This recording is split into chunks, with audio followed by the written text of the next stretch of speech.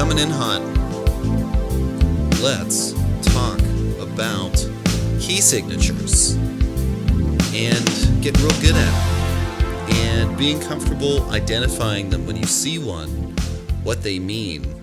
The key signatures are located by the treble clef, and the number of sharps or flats tell the musician what key they're in, how to play in key, and how they're related. Fun. One of the best ways to learn it is to do it. This worksheet is all about trying to practice key signatures.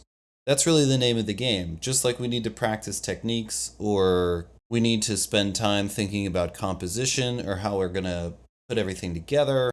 Whatever it is, we need to kind of refine our process of that. If you don't get many opportunities to where you're put into a situation where you have to figure out what key you're in, you're not going to get any better at it. So I made a worksheet that helps that. This worksheet starts with the major scale. So if you're not familiar with what the major scale is, check out the video that corresponds with the major scale. That one's just a little bit more in depth. This one's going to keep moving along. And we're going to go over why key signatures are even there in the first place. C major doesn't have any. So we have no sharps or flats in C major. However, we do have one in G going through the circle of fifths. We get to G. The best thing to do is to get to know the major scale formula and rewrite it above this worksheet. Or write it down and have it close to you and just get to know that formula. When we look at the formula, we see that there are natural half steps between E and F and B and C.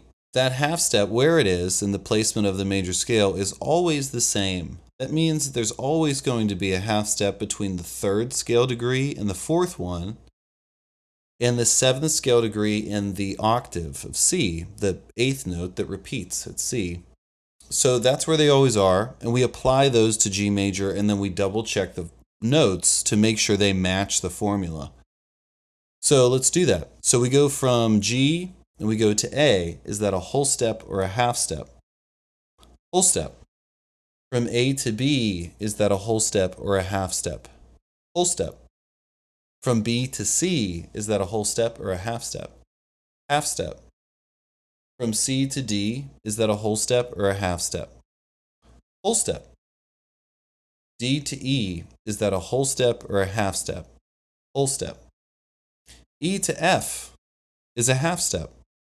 It's one of our natural half steps that occur between E and F and B and C.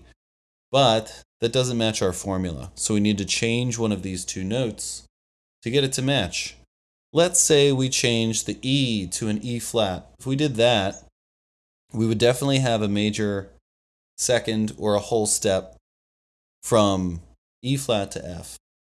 But it also creates a problem for the rest of our formula, because from D to E flat is a half step. So that doesn't work. And then suddenly we don't have the major scale formula. We have some other scale. The other option is to change the F to an F sharp. And when we do that, we get a natural whole step between E and F sharp.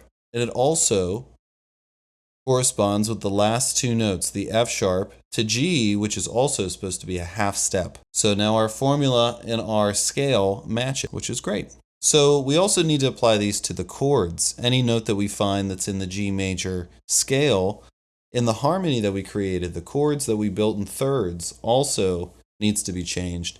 Those create the chords of the G major scale. This is the practice. And then play through them. A great way is just to play them in one position. A great way is to play them in one string set. So I'll post a exercise where you play chordal harmony and move through the major scale playing chords. You can also check out the linear scale study. This is a great practice for starting on one string or two strings, playing through the major scale in a linear direction. When we get to the next key on the worksheet is F major. So now this is not in order of the circle of fifths. I just put a new example there.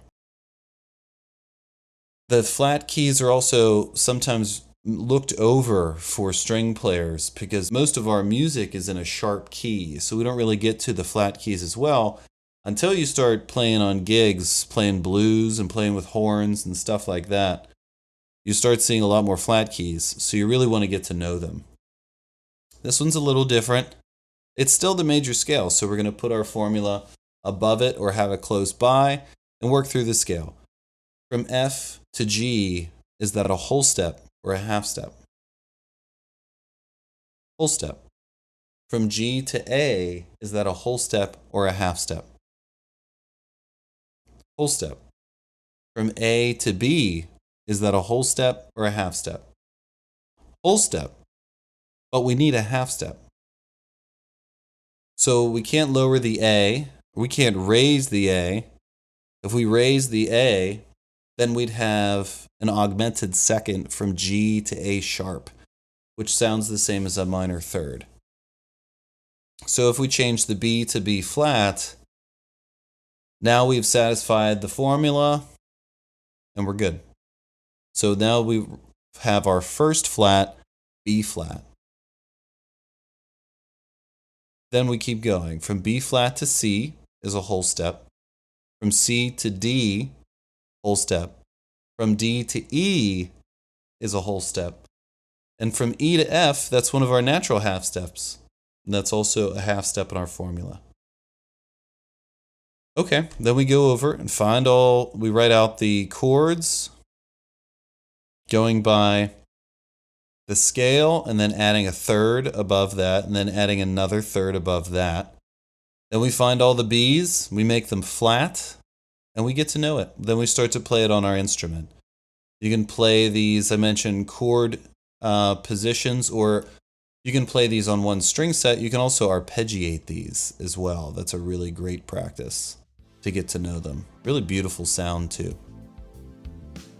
The second page gives you a totally blank key. So now this is the portion where you get to kind of do it yourself and apply what you've just learned to it. So start with the first one, have your major scale formula close by, work through the scale. You can print this whole thing out and write on it and then take a picture and post it to the Discord. That would be awesome. I would love that. If you have any questions, be sure to let me know. And enjoy.